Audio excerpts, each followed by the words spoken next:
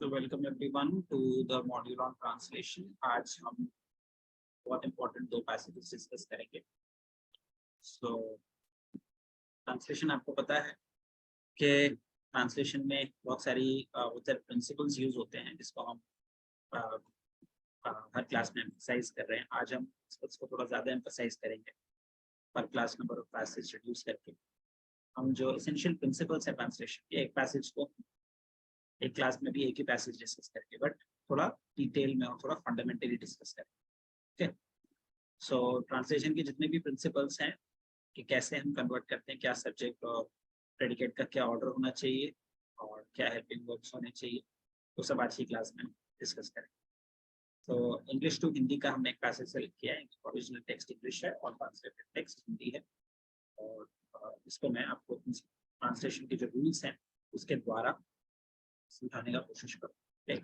So please lend me your ears and please pay attention. So let's start the passage translation. English to Hindi, passage 1. Education policy consists of the principles and policy decisions that influence the field of education, as well as the collection of laws and rules that govern the operation of education systems. So education policy जो है वो उसमें वो principles और policy decisions आते हैं जो कि एजुकेशन की फील्ड को इन्फ्लुएंस करते हैं, यानी प्रभावित करते हैं, और साथ ही साथ उसमें वो लॉज एंड रूल्स रहते हैं जो कि एजुकेशन सिस्टम्स के ऑपरेशन को यानी संचालन को गवर्न करते हैं यानी नियंत्रित करते हैं। ठीक है, so education policy consists of the principles and policy decisions that influence the field of education. ठीक है, इसका एजुकेशन पॉलिसी का मतलब क्या होता है? शिक्षा नीति, और प्रिंसिपल्स यानी सिद्धांत, एंड पॉलिसी डिसीजंस यानी नीतिगत निर्णय। ठीक है, तो कंसिस्ट ऑफ का मतलब होता है इसमें शामिल है, किसी चीज में कोई चीज शामिल है उसको बोलते हैं, मतलब इसमें ये चीजें हैं। तो इंग्लिश में हम कैसे बोलेंगे? Education policy consist of the principles, और हिंदी में कैसे बोलेंगे? जो चीजें जो प्रिंसिपल्स हैं वो एजुकेशन पॉलिसी में शामिल है। इस तरीके से, मतलब एक में कोई चीज है और एक चीज में बोल रहे हैं ये चीज इसके अंदर है, तो थोड़ा इसीलिए कंसिस्ट ऑफ की जगह क्या आ जाएगा? में शामिल।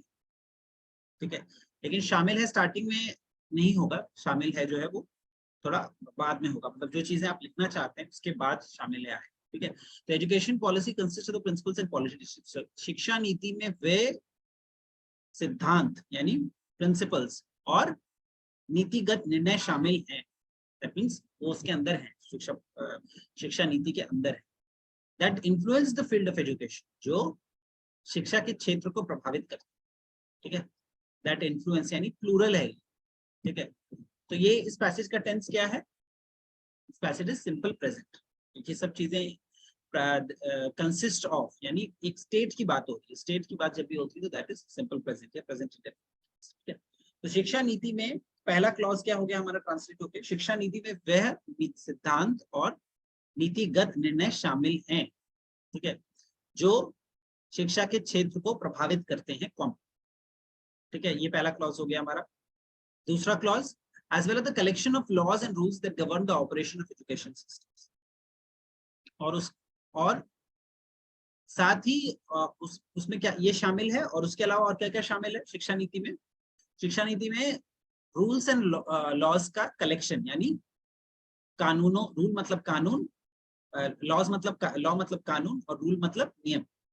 तो और एज वेल एज मतलब साथ ही, तो साथ ही उन कानूनों, as well as a collection of laws and rules that govern, that means साथ ही उन कानूनों और नियमों का संग्रह भी शामिल है। ठीक है, मतलब उसमें खाली प्रिंसिपल्स एंड पॉलिसी डिसीजन शामिल नहीं है, उसमें collections of laws and rules भी शामिल है, साथ ही उन कानूनों और नियमों का संग्रह भी शामिल है जो मतलब जो, ठीक है, govern the operation of operating systems, operating education systems. ठीक है, that govern the operation of education system मतलब शिक्षा प्रणाली। ठीक है, जो शिक्षा प्रणाली के संचालन को नियंत्रित करते हैं। संचालन यानी ऑपरेशन, शिक्षा प्रणाली के संचालन यानी ऑपरेशन ऑफ एजुकेशन सिस्टम, उसको गवर्न करते हैं यानी उसको नियंत्रित करते हैं। साथ ही सिद्धांत कानूनों और नियमों का वह संग्रह भी शामिल है जो शिक्षा प्रणालियों के संचालन को नियंत्रित करते हैं। ठीक है, तो इसका मतलब वो शिक्षा नीति में उन कानूनों और नियमों का संग्रह शामिल है। कौन से कानून और नियम? जो शिक्षा प्रणालियों के संचालन को नियंत्रित करते हैं। ठीक है, विराम। तो इस तरीके से पहला जो सेंटेंस है उसको हमने ट्रांसलेट किया। उसमें देखिए ज्यादा सब्जेक्ट प्रेडिकेट का ऑर्डर भी चेंज नहीं हुआ, खाली आपको ये ध्यान रखना है कि सिंपल प्रेजेंट टेंस में सेंटेंस चल और वर्ड टू वर्ड ट्रांसलेट करते हुए, कॉमा का ध्यान रखते हुए आप इजीली ट्रांसलेट कर लीजिए।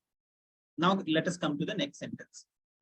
Education governance may be shared between the local, state and federal government at varying levels. Okay, education governance may be shared between the local, state and federal government at varying levels. So education governance मतलब शिक्षा प्रशासन, share करना मतलब साझा करना। ठीक है, और लोकल यानी स्थानीय, स्टेट यानी राज्य, फेडरल यानी संघीय। फेडरल मतलब एक संघ जो बनता है। ठीक है, फेडरेशन मतलब संघ और फेडरल मतलब संघीय। फेडरल एक एडजेक्टिव और गवर्नमेंट मतलब सरकार। ठीक है, तो शिक्षा एजुकेशन गवर्नेंस में भी shared between the local, state and federal government at varying levels. शिक्षा प्रशासन को में भी शेयर्ड मतलब इसको साझा किया जा सकता है। ठीक है, शिक्षा प्रशासन को साझा किया जा सकता है इनके बीच, ऐसे तो नहीं लिखेंगे। हमें क्या लिखना पड़ेगा? शिक्षा प्रशासन को इनके और इनके बीच साझा किया जा सकता है।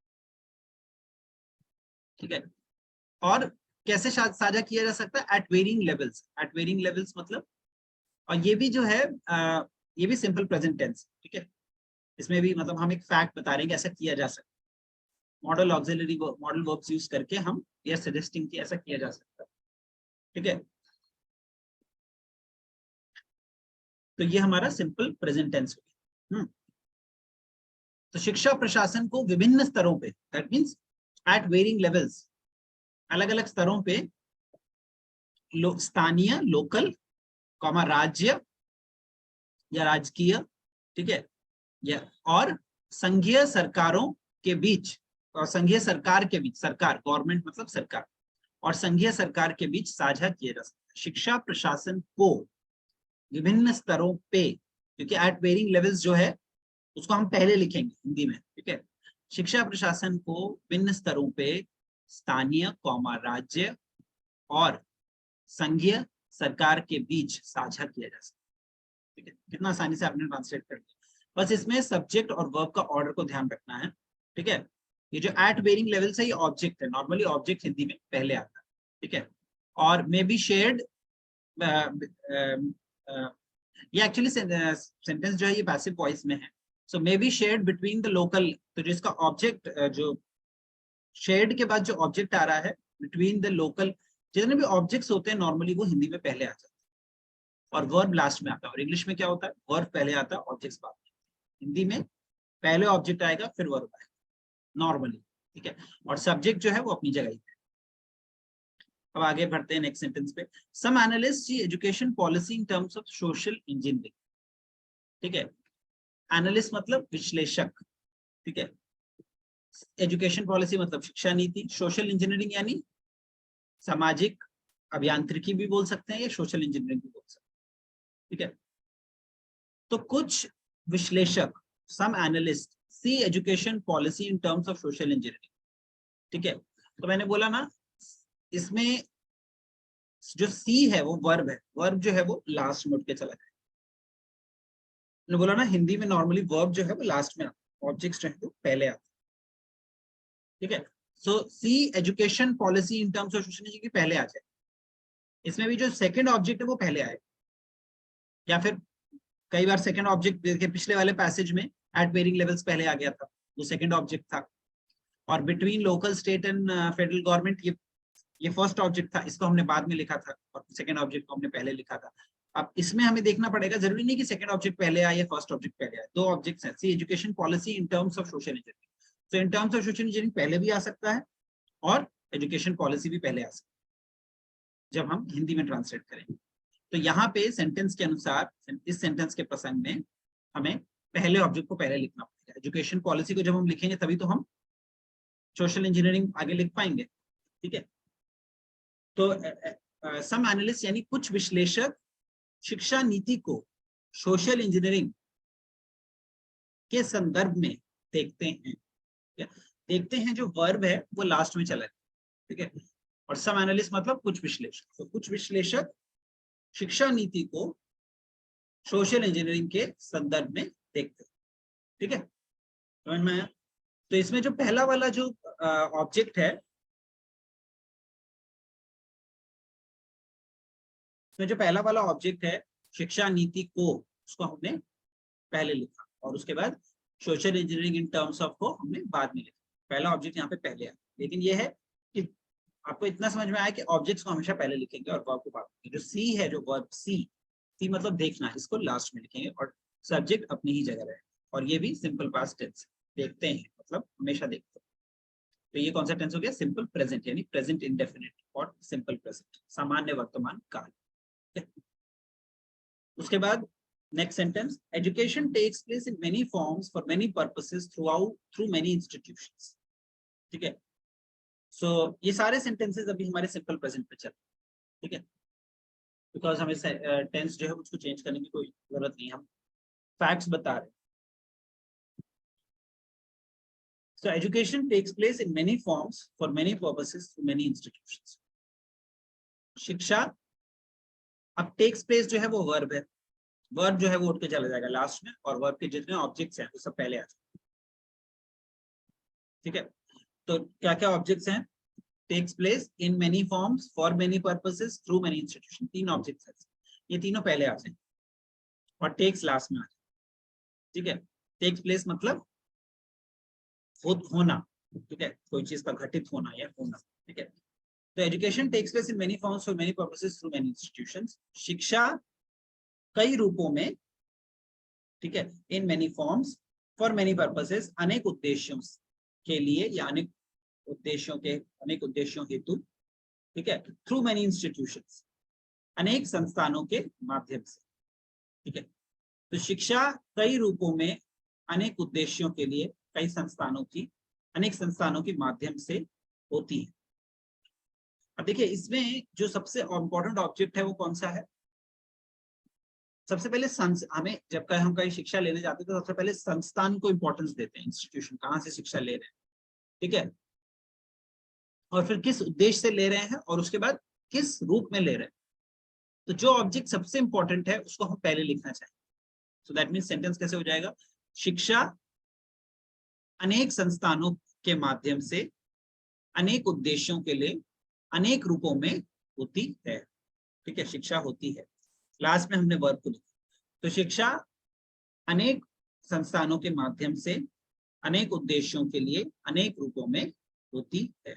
ऑब्जेक्ट सबसे लास्ट वाला ऑब्जेक्ट है वो सबसे इंपॉर्टेंट है, जो मोस्ट रेलेवेंट और इंपॉर्टेंट ऑब्जेक्ट होगा, ठीक है, जिसपे बाकी ऑब्जेक्ट्स डिपेंड करते हैं। सबसे पहले इंस्टीट्यूशन मैटर करता है, फिर इंस्टीट्यूशन में आप क्यों पर्पस, किस उद्देश्य से ले रहे हैं वो मैटर करता है, और फिर किस फॉर्म में आप एजुकेशन ले रहे हैं, किस रूप में ले रहे हैं, शिक्षा प्राप्त कर रहे हैं, वो मैटर करता है। तो इसीलिए हमने सबसे पहले संस्थान को लिखा, उसके बाद हमने माध्यम को लिखा और फिर हमने रूप को लिखा। तो शिक्षा अनेक संस्थानों के माध्यम से अनेक उद्देश्यों के लिए अनेक रूपों में होती है, ठीक है, ये भी हमारा सिंपल प्रेजेंट। उसके बाद next sentence, examples of such educational institutions may include early childhood education centers, kindergarten to 12th grade schools, 2 and 4-year colleges or universities, graduate and professional education institutes, adult education establishments and job training schemes. काफी लंबा sentence को हम take करते हैं। Examples of such education institutes may include, ठीक है, तो सच educational institution ये हमारा सब्जेक्ट है, इसको हम पहले लिखेंगे। ऐसे शैक्षणिक संस्थानों, ठीक है, में अब देखिए एग्जाम्पल्स इंक्लूड, ठीक है,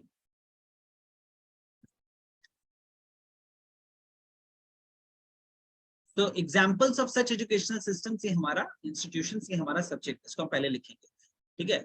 ऐसे शैक्षणिक संस्थानों के उदाहरण में, के उदाहरणों में, ठीक है, ऐसे शैक्षणिक संस्थानों के उदाहरणों में, examples of such educational institution, ऐसे शैक्षणिक संस्थानों के उदाहरणों में इंक्लूड, इंक्लूड मतलब इसमें शामिल हो सकते, ठीक है। तो इन में जो में इंक्लूड है वो हमारा वर्ब है, उसको हम लास्ट में लिखेंगे, है ना।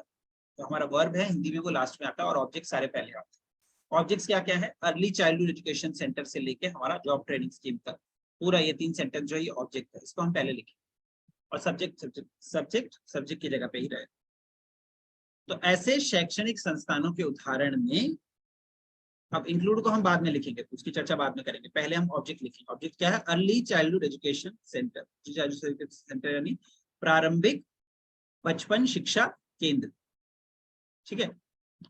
उसके बाद kindergarten to 12th grade schools, kindergarten से 12वीं कक्षा के स्कूल। 2 and 4 year कॉलेजेस और यूनिवर्सिटी, 2 और 4 साल के कॉलेज विश्वविद्यालय। Graduate and professional education institutes, graduate यानी स्नातक और प्रोफेशनल यानी व्यवसायिक। सो स्नातक और व्यावसायिक शिक्षा संस्थान। एडल्ट एजुकेशन एस्टैब्लिशमेंट्स यानी वयस्क शिक्षा प्रतिष्ठान। एंड जॉब ट्रेनिंग स्कीम्स, और नौकरी प्रशिक्षण योजनाएं। अब हम लिखेंगे उसके बाद में शामिल हो सकती हैं, क्योंकि ये सारे स्त्रीलिंग शब्द है ना जो यूज किए गए हैं, ठीक है। तो ऐसे शैक्षणिक संस्थान यानी एजुकेशनल इंस्टीट्यूशन, ऐसे शैक्षणिक संस्थानों के उदाहरणों में प्रारंभिक शिक्षा, प्रारंभिक बचपन शिक्षा केंद्र, ठीक है, कॉमा, किंडरगार्टन से 12वीं कक्षा के स्कूल, कॉमा, 2 और 4 साल के कॉलेज अथवा यूनिवर्सिटी अथवा विश्वविद्यालय, कॉमा, स्नातक और व्यावसायिक शिक्षा संस्थान, कॉमा, वयस्क शिक्षा प्रतिष्ठान और नौकरी प्रशिक्षण योजनाएं शामिल हो सकती हैं। योजनाएं, बिकॉज स्कीम्स लिखा है, ठीक है। तो इस तरीके से आप सब्जेक्ट, ऑब्जेक्ट और वर्ब को अगर आप अरेंज कर लेंगे, देखिए ये भी सिंपल प्रेजेंट टेंस मैंने मॉडल वर्ब यूज किया है, ठीक है, शामिल हो सकती, हम श्योर नहीं है, हो भी सकती, नहीं हो सकती। तो अगर आप सेंटेंस के वर्ब को समझ पा रहे हैं और उसके सब्जेक्ट और ऑब्जेक्ट के प्लेसमेंट को समझ पा रहे हैं, सब्जेक्ट और प्रेडिकेट को, तो आप सब्जेक्ट, वर्ब और ऑब्जेक्ट तीनों का क्या प्लेसमेंट होना चाहिए। हिंदी में सब्जेक्ट, ऑब्जेक्ट, फिर वर्ब, और इंग्लिश में सब्जेक्ट, वर्ब और ऑब्जेक्ट। बस वर्ब और ऑब्जेक्ट में चेंज होता है, ठीक है। वर्ब जो है वो हमारा इंग्लिश में पहले आएगा और हिंदी में वर्ब बाद में आएगा ऑब्जेक्ट पर, और इंग्लिश में वर्ब पहले आएगा ऑब्जेक्ट, ठीक है। तो इस तरीके से आपको याद, अब हम आगे बढ़ेंगे।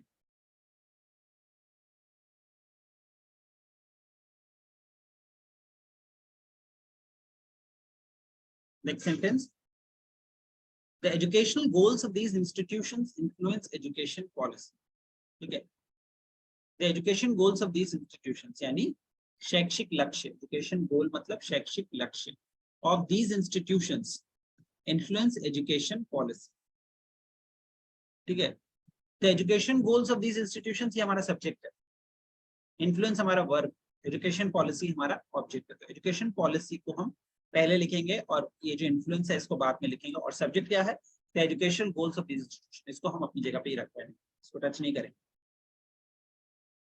तो educational goals of this institutions का हिंदी ट्रांसलेशन क्या हो जाएगा, ऐसे संस्थान, इन संस्थानों, ऐसे नहीं, इन संस्थानों के शैक्षिक लक्ष्य, ठीक है। उसके बाद एजुकेशन पॉलिसी, शिक्षा नीति को इन्फ्लुएंस करते हैं, मतलब प्रभावित करते हैं। तो इन संस्थानों की शैक्षिक लक्ष्य शिक्षा नीति को प्रभावित करते हैं। कितना इजी हो गया, आपने पहले सब्जेक्ट को लिखा, फिर ऑब्जेक्ट को लिखा, वर्ब को लिखा, और इसका टेंस क्या है, सिंपल प्रेजेंट। इन्फ्लुएंस यानी प्रभावित करते हैं, प्लूरल वर्ब आ रहा है, ठीक है। इसके बाद next sentence, further more These education policies can affect the education people engage in at all ages. ठीक है. Furthermore, यानी इसके अलावा, इसके अतिरिक्त, comma, these education policies can affect the education people engage in at all ages. ठीक है. ये शिक्षा नीतियां can affect, अब ये वर्ब आ गया. ठीक है. हमारा सब्जेक्ट क्या था? These education policies, हम वहीं पे रख चुके हैं अपनी जगह पे. ये शिक्षा नीतियां कैन अफेक्ट यानी प्रभावित कर सकती हैं. इसको हम लास्ट में लिखेंगे. पहले हम ऑब्जेक्ट को लिखेंगे. ऑब्जेक्ट क्या है? The education people engage in at all ages. हर उम्र के लोगों की शिक्षा. Education people engage in at all ages मतलब हर उम्र के लोगों की शिक्षा. ठीक है. कैन अफेक्ट को प्रभावित कर सकती है. तो इसके अतिरिक्त या इसके अलावा कॉमा, ये शिक्षा नीतियां हर उम्र के लोगों की शिक्षा को प्रभावित कर सकती हैं. ठीक है. पहले आपने सब्जेक्ट को लिखा, उसके बाद आपने ऑब्जेक्ट को लिखा, उसके बाद आपने वर्ब को लिखा हिंदी में. यही पैटर्न आप फॉलो करके कोई भी सेंटेंस को ट्रांसलेट. ये भी हमारा सिंपल प्रेजेंट. नेक्स्ट सेंटेंस, और फर्दर मोर को आप अपनी जगह पे ही रखिए. ठीक है. Next sentence, examples of areas subject to debate in education policy specifically from the field of schools include school size, class size, school choice, school prioritization, policy in schools, tracking, teacher selection, education and certification, teacher pay, teaching methods, curricular content, graduation requirements, school infrastructure investment, and the values that schools are expected to uphold and model. ठीक है. So काफी लंबा sentences को हमें break करना होगा. Examples of areas subject to debate in education policy. ठीक है. So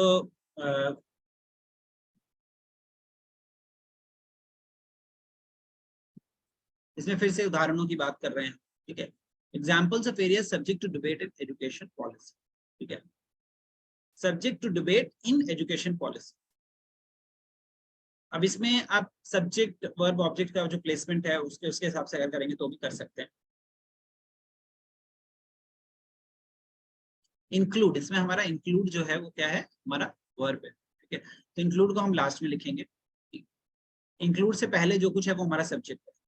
Examples of areas subject to debate in education policy specifically from the field of schools. ठीक है. तो इसको पहले ट्रांसलेट करेंगे, फिर उसके बाद वर्ब पे जाएंगे, फिर ऑब्जेक्ट पे जाएंगे. पहले हमारा सब्जेक्ट क्या हो गया? Examples of areas subject to debate in education policy. शिक्षा नीति में बहस के विषय क्षेत्रों के उदाहरण. ठीक है. Examples of areas यानी subject of areas subject to debate in education policy यानी शिक्षा नीति में बहस के विषय क्षेत्र. ठीक है. Of area subject to debate यानी विषय क्षेत्र. तो शिक्षा नीति में बहस के विषय क्षेत्रों के उदाहरण. ठीक है. एग्जांपल्स यानी उदाहरण. Comma specifically from the field of schools विशेष रूप से स्कूलों के क्षेत्र में. कॉमा अब इंक्लूड. अब इसके बाद हमारा पहले हमने सब्जेक्ट को ट्रांसलेट कर लिया. शिक्षा नीति के बहस के विषय क्षेत्रों के उदाहरण specifically from the field of schools विशेष रूप से स्कूलों के क्षेत्रों में. फील्ड यानी क्षेत्र. Comma include. अब इंक्लूड को हम लास्ट में लिखेंगे, उससे पहले क्या लिखेंगे? School size.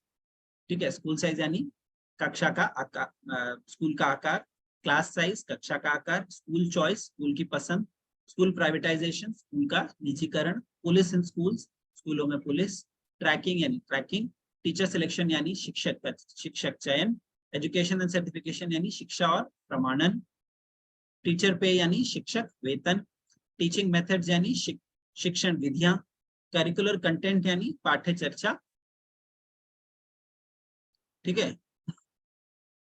उसके बाद ग्रेजुएशन रिक्वायरमेंट्स यानी करिकुलर कंटेंट यानी पाठ्य चर्चा सामग्री. ठीक है. पाठ्य चर्चा सामग्री. ठीक है.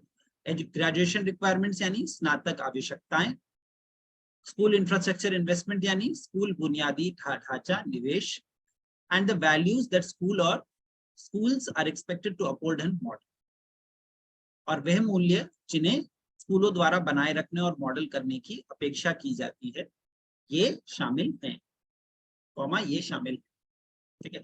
And the values that schools are expected to uphold and model, ये भी हमारा एक ऑब्जेक्ट है। सब्जेक्ट का ट्रांसलेशन क्या हो जाएगा, और वह मूल्य जिन्हें स्कूलों द्वारा बनाए रखने और मॉडल करने की अपेक्षा की जाती है। Schools are expected to uphold and model, यानी बनाए रखने और मॉडल करने की अपेक्षा की जाती है जिन मूल्यों से, कॉमा वह एंड द वैल्यू और अपेक्षा की जाती है, यह शामिल है, कॉमा ये शामिल है, ये शामिल है, ठीक है। क्योंकि हम उदाहरण लिख रहे थे ऊपर से, ठीक है। तो पूरा सेंटेंस एक बार फिर से पढ़ते हैं। शिक्षा नीति के बहस के विषय क्षेत्रों के उदाहरण, ठीक है, या के उदाहरणों में, ठीक है। एग्जाम्पल्स इंक्लूड बोल रहे हैं, राइट। एग्जाम्पल्स इंक्लूड यानी उदाहरणों में, क्योंकि आगे हमें शामिल है लिखना है इसीलिए। तो शिक्षा नीति के विषय क्षेत्रों के उदाहरणों में, कॉमा विशेष रूप से स्कूलों के क्षेत्र में, कॉमा कक्षा का आकार, स्कूल की पसंद, स्कूल का निजीकरण, स्कूलों में पुलिस, ट्रैकिंग, शिक्षक चयन, शिक्षा प्रमाणन, शिक्षक वेतन, शिक्षण विधियां, पाठ्य चर्चा सामग्री, स्नातक आवश्यकताएं, स्कूल बुनियादी ढांचा निवेश और वे मूल्य जिन्हें स्कूलों द्वारा बनाए और मॉडल रखने की अपेक्षा की जाती है, यह शामिल है, कॉमा ये शामिल है, ठीक है। ये काफी लंबा सेंटेंस हो गया, बट उसी प्रिंसिपल को फॉलो करना। सब्जेक्ट को ट्रांसलेट करना है, ऑब्जेक्ट को ट्रांसलेट करना है, बीच में जो वर्ब है उसको ट्रांसलेट करना है, और सब्जेक्ट को ट्रांसलेट करते हुए पहले ऑब्जेक्ट को लिखकर फिर वर्ब को ट्रांसलेट करना और फिर ठीक है। तो ये भी सिंपल प्रेजेंट का सेंटेंस है। Next sentence, issues in education policy also address problems within higher education, ठीक है। so issues in education policy ये हमारा सब्जेक्ट है, also ये उसका सब्जेक्ट में एक एडेंडम है। उसके बाद एड्रेस ये हमारा वर्ब हो गया, problems within higher education ये हमारा ऑब्जेक्ट, ठीक है। तो अब हमें सब्जेक्ट को, ये आपको ध्यान में रखना है कि वर्ब को हमें बाद में लिखना है, पहले हमें ऑब्जेक्ट को लिखना है। उससे पहले हमें सब्जेक्ट को लिखना है। सब्जेक्ट क्या है, इश्यूज इन शिक्षा एजुकेशन पॉलिसी, ठीक है। इश्यूज इन शिक्षा एजुकेशन पॉलिसी यानी शिक्षा नीति के मुद्दे, ठीक है, शिक्षा नीति के मुद्दे, issues in education policy. Also को हम बाद में लिख सकते हैं, ऑल्सो जो है वो वर्ब के साथ जुड़ा रहेगा, ठीक है, तो उसको हम बाद में लिखेंगे, ठीक है। ऑल्सो एक तरीके से आप इसको एडवर्ब बोल सकते हैं, ये वर्ब के साथ जुड़ा हुआ है, तो इसको जहां वर्ब जाएगा वहीं पे लिखे जाएंगे। इसको अभी आप छोड़ दीजिए, ऑल्सो एड्रेस इसको बाद में लिखेंगे। Problems within higher education, उच्च शिक्षा की समस्याओं या उच्च शिक्षा में समस्याओं, ठीक है, या उच्च शिक्षा की समस्याओं, सबसे अच्छा ट्रांसलेशन है problems within higher education, उच्च शिक्षा में समस्याओं या उच्च शिक्षा की समस्या, ठीक है। उच्च शिक्षा की समस्याओं का भी समाधान करते हैं, यानी ऑल्सो एड्रेस देखिए अब आ गया ना, भी समाधान करते हैं। शिक्षा नीति के मुद्दे उच्च शिक्षा की समस्याओं का भी समाधान करते हैं, तो का भी समाधान करते हैं, ये क्या हो गया हमारा वर्ब, एडवर्ब के साथ हमारा एडवर्ब और वर्ब के कहाँ चला गया हमारा लास्ट, और ऑब्जेक्ट आ गया हमारा पेल। ये भी हमारा सिंपल प्रेजेंट टेंस। आगे बढ़ते हैं। The Pell Institute analyzes the barriers experienced by teachers and students within community colleges and universities, ठीक है। तो Pell Institute जो है वो it analyzes the barriers, ठीक है। Analyzes क्या है हमारा वर्ब हो गया, इसको हम बाद में लिखेंगे। The barriers experienced by teachers and students within community colleges, इसको पहले लिखेंगे। अब देखिए ये बहुत बड़ा ऑब्जेक्ट है, इस ऑब्जेक्ट में हमारे दो सब ऑब्जेक्ट्स हैं, ठीक है, एक डायरेक्ट ऑब्जेक्ट एक इनडायरेक्ट ऑब्जेक्ट, ठीक है। डायरेक्ट ऑब्जेक्ट क्या है, पहला वाला, the barriers experienced by teachers and communities and students, ठीक है। और इनडायरेक्ट ऑब्जेक्ट, दूसरा ऑब्जेक्ट क्या हो गया हमारा, with in community colleges and universities. अब आप खुद ही बताइए, हम with in colleges and universities को पहले लिखेंगे कि बैरियर्स को पहले लिखेंगे? इंग्लिश में हमने बैरियर्स को पहले लिखा है, क्यों? क्योंकि बाद में विद इन लिख के हम सेकंड ऑब्जेक्ट को लिख सकते हैं, बट ये हमारा जो विद इन है ना, ये हिंदी में क्या हो जाएगा, में। अब में जो है वो हमेशा पहले नहीं आता, वो बाद में आता है, कॉलेजेस और यूनिवर्सिटीज में, ठीक है। तो इसीलिए हमारा जो सेकंड ऑब्जेक्ट है उसको हमें पहले लिखना पड़ेगा, अदरवाइज हम उसमें फिर हम अदरवाइज लिख नहीं पाएंगे सेंटेंस को, क्योंकि उसके बाद में आएगा और में के बाद हमें कुछ लिखना पड़ेगा। तो इसीलिए जो सेकंड ऑब्जेक्ट है उसको पहले लिखें। अब जब मैं ट्रांसलेट करूंगा तो आपको समझ में आ जाएगा। So pale institute community colleges and university, सामुदायिक कॉलेज और विश्वविद्यालयों के भीतर, विद इन मतलब के भीतर या में, ठीक है, के भीतर barriers experience by teachers and students, शिक्षकों और छात्रों द्वारा अनुभव की जाने वाली बाधाओं, शिक्षकों और छात्रों द्वारा अनुभव की जाने वाली बाधाओं, barriers experience by teachers and students, ठीक है, एनालिसिस, ठीक है, बाधाओं का विश्लेषण करता है। पेल इंस्टीट्यूट क्या है हमारा? सिंगुलर सब्जेक्ट है, सिंगुलर सब्जेक्ट के साथ हमारा सिंगुलर वर्ब है, ठीक है। सो पेल इंस्टीट्यूट सामुदायिक कॉलेजों और विश्वविद्यालयों के भीतर शिक्षकों और छात्रों द्वारा अनुभव की जाने वाली बाधाओं का विश्लेषण करता है, ठीक है। और ये कौन सा हमारा टेंस हो गया? सिंपल प्रेजेंट, ठीक है। The pale institute analyses the barriers experience by teachers and students with in community colleges and universities. आगे बढ़ते हैं, last slide. These issues involve undocumented students, sex education and federal grant aids. ठीक है, so these issues यानी ये मुद्दे या इन मुद्दों में, इंक्लूड मतलब इसमें, क्योंकि आगे हमें शामिल है लिखना है इसीलिए, ठीक है, ये भी हमारा सिंपल प्रेजेंट टेंस, ठीक है। तो इन मुद्दों में अनडॉक्यूमेंटेड स्टूडेंट यानी गैर दस्तावेजी छात्र, सेक्स एजुकेशन यौन शिक्षा एंड फेडरल ग्रांट एड्स और संघीय अनुदान सहायता, फेडरल ग्रांट मतलब होता है अनुदान, ठीक है, और संघीय अनुदान सहायता शामिल हैं, ठीक है। इंक्लूड्स मतलब वर्ब, अब आपको समझ में आ गया, वर्ब को हमेशा लास्ट में लिखना, ठीक है। सो इन मुद्दों में गैर दस्तावेजी छात्र, यौन शिक्षा और संघीय अनुदान सहायता शामिल है, ठीक है। जो भी मुद्दे हम जिन मुद्दों के बारे में बात कर रहे थे उन मुद्दों में ये तीन चीजें शामिल हैं, ठीक है। इसमें क्या हो गया, हमारा सब्जेक्ट पहले आया, उसके बाद ऑब्जेक्ट आया, उसके बाद और सिंपल प्रेजेंट टेंस में हमने ट्रांसलेट कर दिया। दीज इश्यूज इन्वॉल्व, शामिल हैं, प्लूरल हैं जो है वो क्या हो गया? इन्वॉल्व, शामिल है मतलब इन्वॉल्व अगर होता तो शामिल है, और अगर इन्वॉल्व है तो शामिल हैं, प्लूरल वर्ब, क्योंकि प्लूरल सब्जेक्ट के साथ हमारा मुद्दे जो है मुद्दों, ठीक है, उसमें प्लूरल, वो सब्जेक्ट प्लूरल है तो उसके साथ प्लूरल वर्ब आए, प्लूरल सब्जेक्ट के साथ हमेशा प्लूरल। उसके बाद next sentence, education policy analysis is a scholarly study of education policy, education policy analysis, ठीक है, शिक्षा नीति विश्लेषण is the scholarly study of education policy. अब ये जो इज है ये हमारा एक तरीके से हेल्पिंग वर्ब का काम कर रहा है, और ये जो है ये चाहे हेल्पिंग वर्ब हो, हेल्पिंग वर्ब भी सही, लेकिन ये हमारा एक वर्ब है नॉनदलेस, ठीक है, तो इसको हम लास्ट में लिखेंगे, ठीक है। तो पहले क्या लिखेंगे? Scholarly study of education policy, तो शिक्षा नीति विश्लेषण, शिक्षा नीति का विद्वत्तापूर्ण, scholarly study of education policy यानी शिक्षा नीति का विद्वत्तापूर्ण अध्ययन, शिक्षा नीति का विद्वत्तापूर्ण अध्ययन इस क्या हो गया? है को लास्ट में लिखेंगे। शिक्षा नीति विश्लेषण शिक्षा नीति का विद्वत्तापूर्ण अध्ययन है, ठीक है। ऑब्जेक्ट पहले हमने ऑब्जेक्ट को लिखा, उसके बाद हमने वर्ब को लिखा, वर्ब क्या है? ठीक है।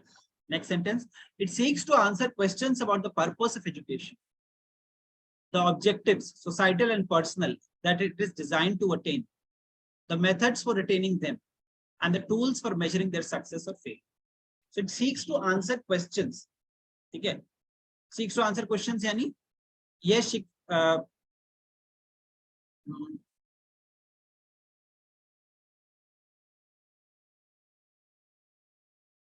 it seeks, ठीक है। अब हमारा सबसे पहले सब्जेक्ट आ गया इट, और उसके बाद सीक्स आ गया, तो सीक्स उड़ गया, सीक्स उड़ के लास्ट में चला जाएगा, ठीक है, क्योंकि सीक्स मतलब ढूंढना, ठीक है, या फिर सीक्स का डिफरेंट मीनिंग भी हो सकता है इस कॉन्टेक्स्ट में, लेकिन सीक्स जो हमारा वर्ब है तो इसका मतलब सीक्स तो पहले नहीं आएगा, पहले उसके बाद जो है वो आएगा, ठीक है। तो यह शिक्षा, यह भी लिख सकते हैं, या इट को हम यह शिक्षा भी लिख सकते हैं, ठीक है।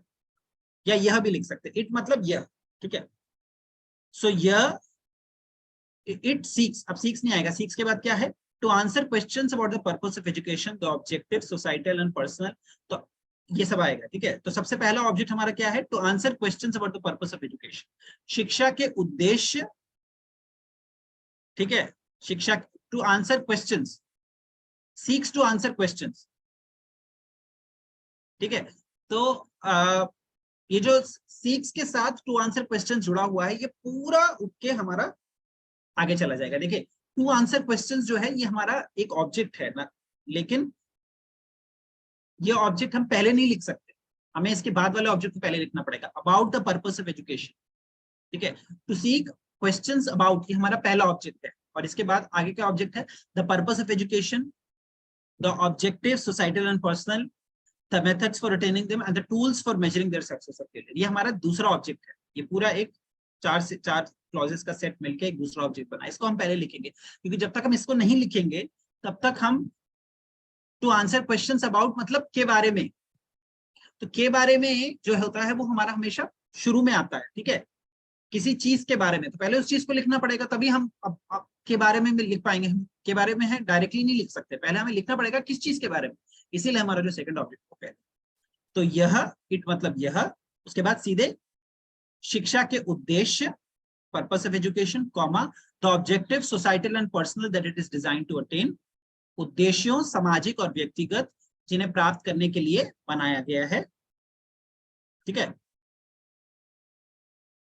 या जिन्हें प्राप्त करने के, the objectives, societal and personal, यानी उद्देश्यों सामाजिक और व्यक्तिगत जिन्हें प्राप्त करने के लिए उसे बनाया गया है, that it is design to attain, ठीक है, जिन्हें प्राप्त करने के लिए उसे बनाया गया है, comma, the methods for attaining them, उन्हें प्राप्त करने के तरीकों या उन्हें प्राप्त करने के तरीके, जो भी है आगे जो वर्ब आएगा उसके हिसाब से, and the tools for measuring their success and failure, और उनकी सफलता या विफलता के को मापने के उपकरणों, ठीक है।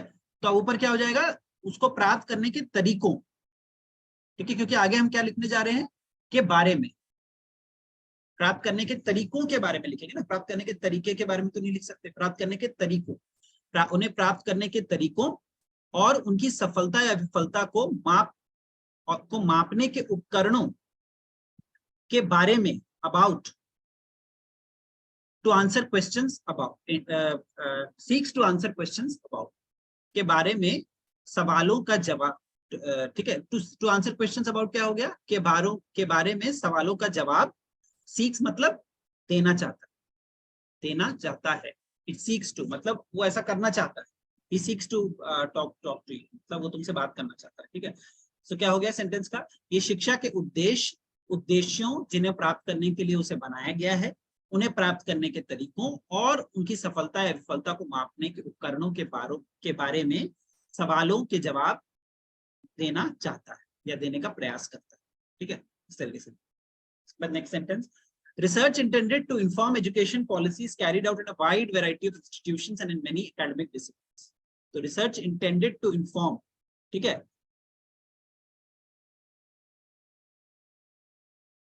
to inform education policies carried out, यहाँ पे carried out हमारा verb हो गया, verb के पहले जो कुछ है वो subject है, verb के बाद जो कुछ है वो object है, तो ऑब्जेक्ट हमारा पहले आएगा, वर्ब बाद में आएगा, सब्जेक्ट अपनी जगह रहेगा। Research intended to inform education policy, यानी शिक्षा नीति को सूचित करने के उद्देश्य से अनुसंधान, शिक्षा नीति को सूचित करने के उद्देश्य से, इंटेंडेड टू मतलब उद्देश्य से, तो सूचित करने के उद्देश्य से अनुसंधान, इस कैरीड आउट ये बाद में आएगा, अ वाइड वेराइटी ऑफ इंस्टीट्यूशंस, विभिन्न संस्थानों, and in many academic disciplines, और कई शैक्षणिक विषयों में,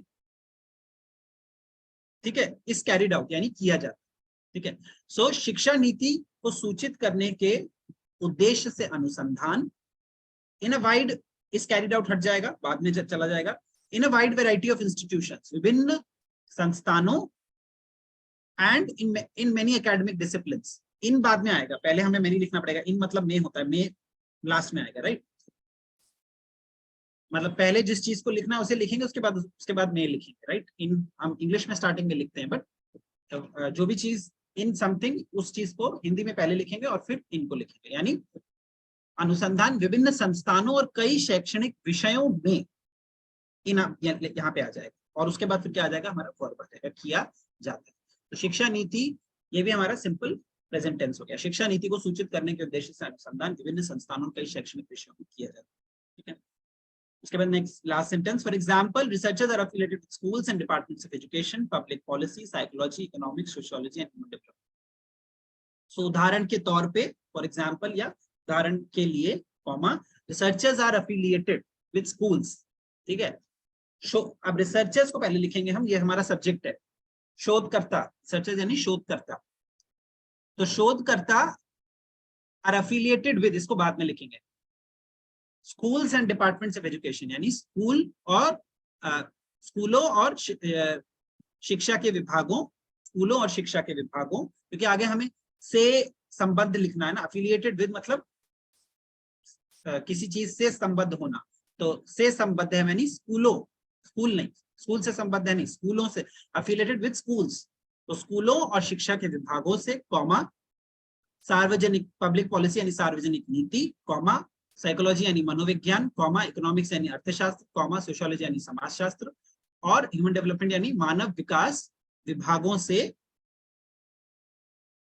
ठीक है, school and departments of education and मानव विकास विभागों से, आप विभागों से भी लिख सकते हैं, या फिर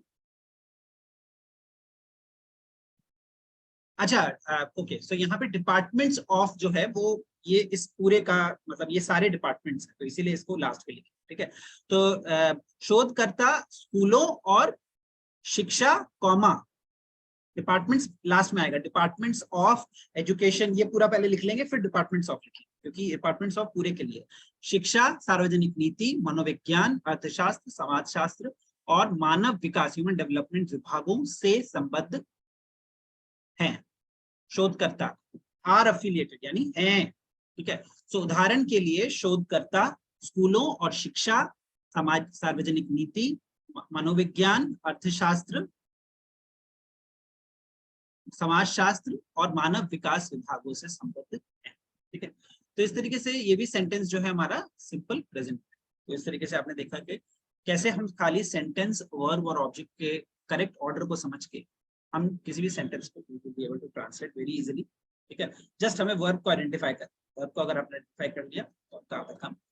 सो नेक्स्ट क्लास में I'll be present with the newer passage, the new passage in front of you, and we'll continue this discussion in the next class. So thanks for joining and all the best for your exams.